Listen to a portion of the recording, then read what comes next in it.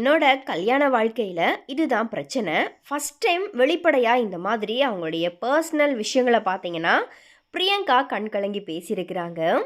ஆக்சுவலாக விஜே அர்ச்சனா ரீசெண்டாக அவளும் நானும் அப்படிங்கிற ஒரு நிகழ்ச்சியை வந்துட்டு இப்போ நடத்திட்டு வராங்க. அதில் கலந்துக்கிட்ட பிரியங்கா தன்னுடைய திருமண வாழ்க்கை குறித்து இப்போ வெளிப்படையாகவே பேசியிருக்கிறாங்க. அதோட கண் கலங்கி அந்த பேட்டியில் பிரியங்கா பேசின வீடியோவும் பார்த்தீங்கன்னா இப்போ இணையத்தில் வைரலாகிட்டு வருது.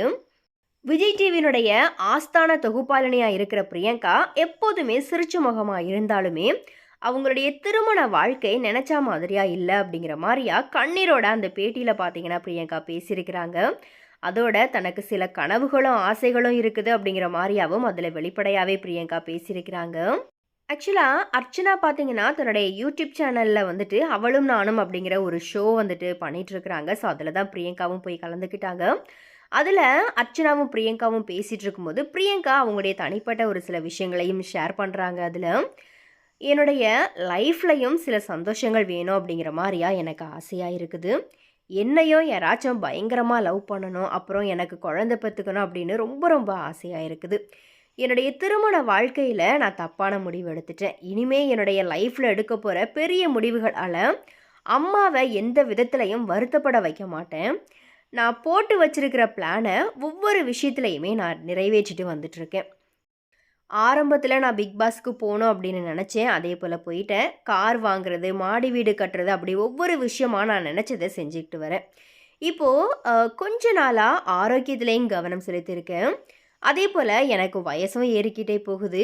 எனக்குன்னு ஒரு குழந்தை பெற்றுக்கணும்னு ஆசையாக இருக்குது. அதே போல் என்னை யாராச்சும் பயங்கரமாக லவ் பண்ணணும், இந்த மாதிரி விஷயங்கள் நடக்காதா அப்படிங்கிற மாதிரியா எனக்கும் ரொம்ப ஏக்கமாக இருக்குது. என்னுடைய தம்பி குழந்தைய பார்க்கும்போது எனக்கு ரொம்பவே சந்தோஷமாக இருக்கும். அந்த குழந்தையோட விளையாடும் போது நான் ரொம்ப ரொம்ப நிம்மதியாக இருக்கிறேன். அந்த குழந்தை தான் என்னுடைய சந்தோஷமாக இருக்குது. அந்த குழந்தைக்காக நான் என்ன வேணும்னாலும் செய்வேன். அந்த குழந்தையோட சிரிப்பு தான் என்னுடைய சந்தோஷம், நிம்மதி எல்லாத்தையுமே என்னுடைய வீட்டில் திரும்ப கொண்டு வந்திருக்குது. கடவுள் தான் எனக்கு அந்த குழந்தைய அனுப்பி வச்சிருக்கிறாரு. அவளை பார்க்கும்போது நான் என்னையே பார்க்குற மாதிரி இருக்கும். நான் சின்ன வயசில் எப்படி இருந்தேனோ அப்படி தான் அவளும் இருக்கிறா. அதுக்காக அவளுக்காக நான் என்ன வேணாலும் செய்வேன். இந்த மாதிரியா பிரியங்கா பார்த்தீங்கன்னா ரொம்பவே எமோஷ்னலாக அந்த பேட்டியில் பார்த்தீங்கன்னா பேசியிருக்கிறாங்க.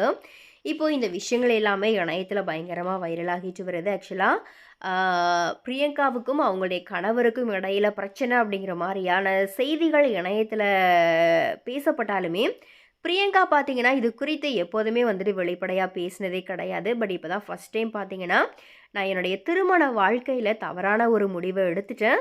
ஸோ இனிமே வந்துட்டு நான் அந்த மாதிரியான ஒரு முடிவை எடுக்க போகிறது கிடையாது. ஸோ அதில் நான் ரொம்ப கவனமாக இருப்பேன் அப்படிங்கிற மாதிரியா சொல்கிறாங்க.